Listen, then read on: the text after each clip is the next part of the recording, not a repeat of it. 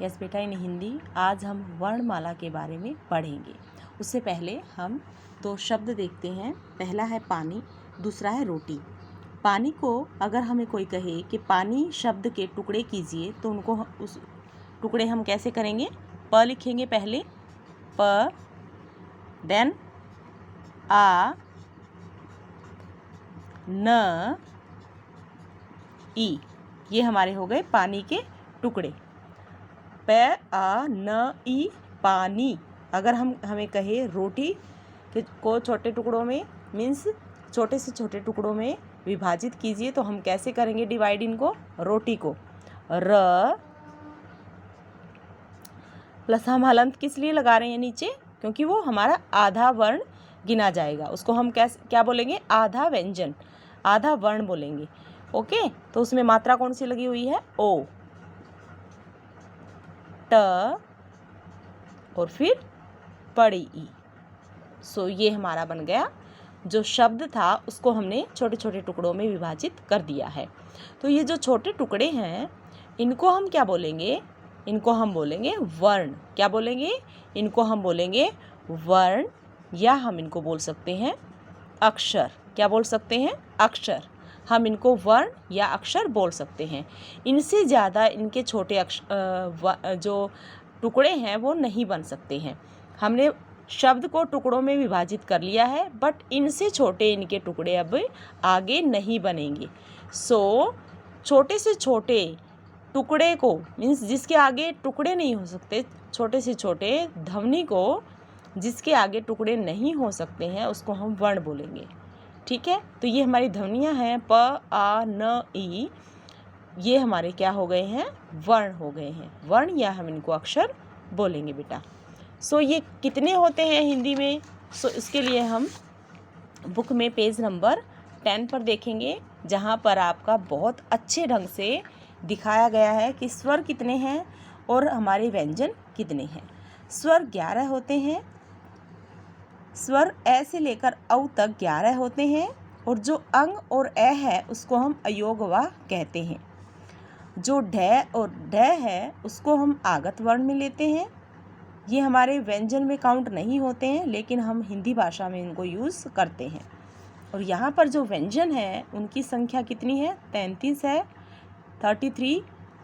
क से लेकर मैं तक, और य, र, ल, व और श, श, है तक, कै से लेकर है तक हम उनको व्यंजन बोलेंगे। और जो जिनकी संख्या कितनी है? जिनकी संख्या है 33। सो संयुक्त व्यंजन। अब हमारे जो श है, त्र है, ग है और श है उसको हम कहेंगे संयुक्त व्यंजन।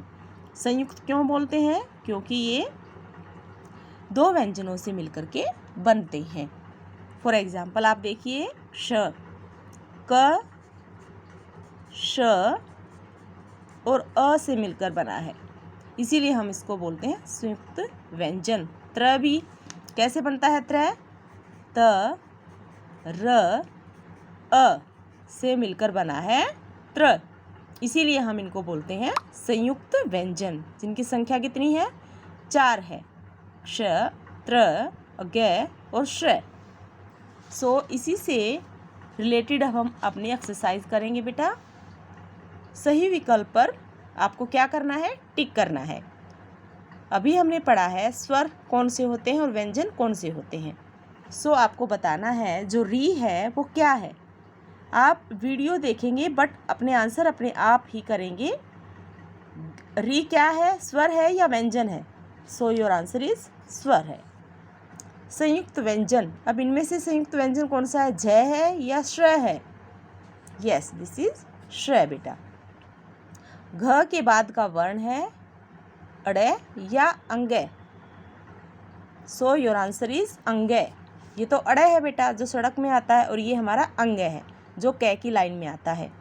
ओके, यही हमने अपनी जूम क्लास में भी डिस्कस किया था, और यही हम अपनी वीडियो में भी डिस्कस कर रहे हैं। और उसके बाद आपको अपने आप भी इस चैप्टर को अच्छे से रीड करना है, और फिर उसके बाद ये एक्सरसाइज फिल करनी है, जिसमें आपको स्वर भरने हैं। यहाँ पर स्वर फिल करने हैं। ए, आ, ई, उ, री, ए, आई, ओ, औ। ओके, नाव बताना है श। ये जो चित्र दिए गए हैं उनको अच्छे से देखना है, ये किस चीज़ का है, शलगम का, तो आप कैसे लिख देंगे इसको, श से शलगम। नेक्स्ट आपका शरबत है, तो शरबत कैसे लिखते हैं, श लगा देंगे इसमें आप। ओके, नेक्स्ट आपका सपेरा है और एक सड़क दी गई है, तो इन दोनों में आपका र वाला श आएगा, सड़क, सपेरा और सड़क। ओके, नेक्स्ट व्यंजन, आपके व्यंजन दिए गए हैं जिसमें स्किप किए गए हैं बीच बीच में से जंबल, आप जंबल तो नहीं कह सकते इनको, बट इसमें से क्या किया गया, स्किप किए गए हैं, बीच बीच में से इन्होंने लिखे नहीं हैं, तो उनको आपको लिख करके कंप्लीट करना है, क से लेकर के यहाँ श्रेय तक। लास्ट में क्या आएगा आपका, श्रेय आएगा। ओके, सो आप अपने आप करेंगे, चीटिंग नहीं करनी है, कहीं आप यहाँ से देख देख के कंप्लीट करो तो वो चीटिंग होगी बेटा, उससे आपको नॉलेज नहीं होगी। पहले इससे अच्छा लर्न कर लेना, अगर भूल गए हो तो व्यंजन सारे, और फिर इनको फिल करना और फिर मैच कर लेना। ओके, सो आज आपको क्या वर्क करना है, आपका होमवर्क है चैप्टर जो वर्णमाला पर है उसको अच्छे से रीड करना है, बहुत अच्छे ढंग से स्वर और व्यंजन पढ़ने हैं और फिर अपनी एक्सरसाइज फिल करनी है। ओके बेटा, हैव अ नाइस डे।